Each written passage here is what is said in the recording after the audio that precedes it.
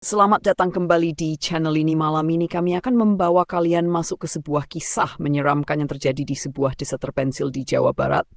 Sebuah tempat yang menyimpan rahasia gelap dan suara misterius dari tengah hutan yang tidak pernah berani didekati warga saat malam tiba.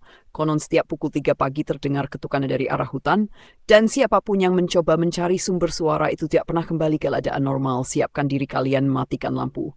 Gunakan headset kalian dan jangan menonton sendirian karena selama tidak akan membuat kalian sulit tidur. Tinlangin mengerikan teror jin dari sumur terlarang yang membuka jalan ke dunia manusia dan dunia makhluk tak terlihat di sebuah desa kecil di pinggir hutan di daerah Jawa Barat.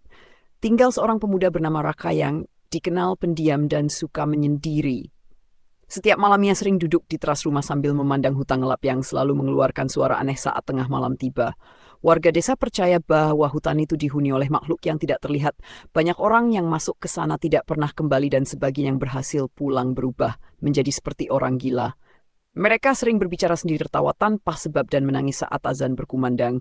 Suatu malam hujan turun sangat deras, angin bertiup kencang hingga pintu rumah bergetar. Raka yang sedang sendirian mendengar suara ketukan dari belakang rumah.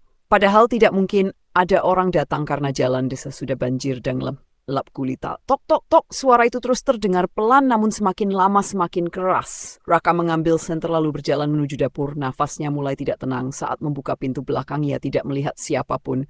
Hanya ada pohon bambu yang bergerak tertindan lumpur hitam di tanah. Namun tepat saat ia ingin menutup pintu ia mendengar suara wanita berbisik sangat dekat di telinganya. Tolong saya, dingin sekali. Raka langsung menolak tapi tidak ada siapapun. Tubuhnya membeku. Keringat dingin mengalir di wajahnya. Ia segera menutup pintu dan membaca doa sambil berjalan mundur. Malam itu ia tidak bisa tidur. Sekitar pukul 3 pagi suara langkah kaki terdengar dari atas atap rumah. Duk, duk, duk, duk. Suara itu seperti seseorang berjalan perlahan sambil menyeret sesuatu yang berat.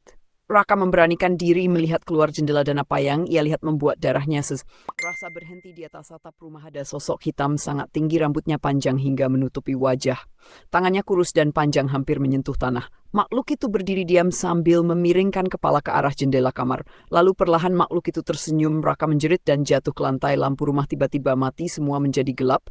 Suara tawa wanita mulai terdengar dari seluruh sudut rumah. Hihihi, Raka merangkak mencari ponsel, namun tiba-tiba ada tangan dingin memegang kakinya dari bawah tempat tidur. Nafasnya sesak. Ia mencoba melepaskan diri tapi pegangan itu semakin kuat saat petir menyambar liar. Melihat wajah pucat dengan mata hitam besar sedang menatapnya dari bawah ranjang. Mulut makhluk itu penuh darah dan tersenyum lebar. Raka membaca ayat kursi sekuat tenaga. Tangan itu akhirnya melepaskan kakinya dan suara jeritan keras mengguncang rumah. Keesokan paginya, Raka pergi menemui seorang ustaz tua bernama Pak Rahman yang tinggal di ujung desa. Setelah mendengar cerita itu, wajah Pak Rahman langsung berubah pucat. Ia berkata bahwa beberapa hari sebelumnya ada orang yang membuka tempat terlarang di tengah hutan, sebuah sumur tua yang sudah ditutup sejak puluhan tahun. Lalu menurut cerita leluhur, sumur itu adalah jalan bagi bangsa jin yang ingin masuk dunia manusia.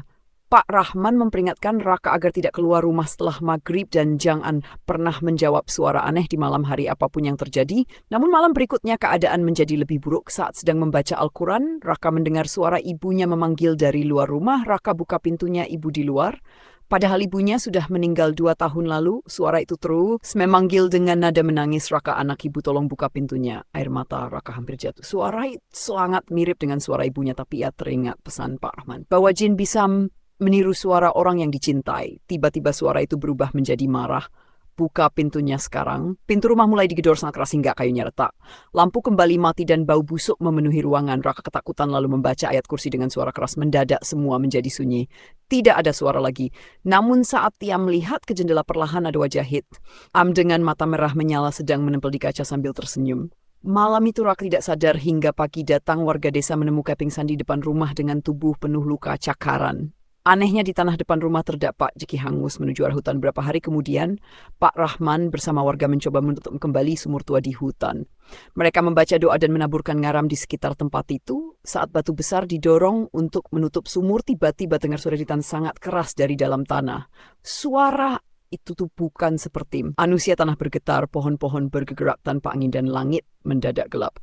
Salah satu warga melihat sosok hitam berdiri di antara pepohonan. Jumlahnya bukan 1 tapi 10. Mereka semua menatap ke arah desa dengan mata merah menyala. Sejak malam itu gangguan memang berhenti. Namun setiap tepat pukul 3 pagi warga desa masih sering mendengar suara ketukan dari arah hutan. Tok-tok. Dan sampai sekarang tidak ada seorang pun yang berani mendekati sumur tua itu lagi.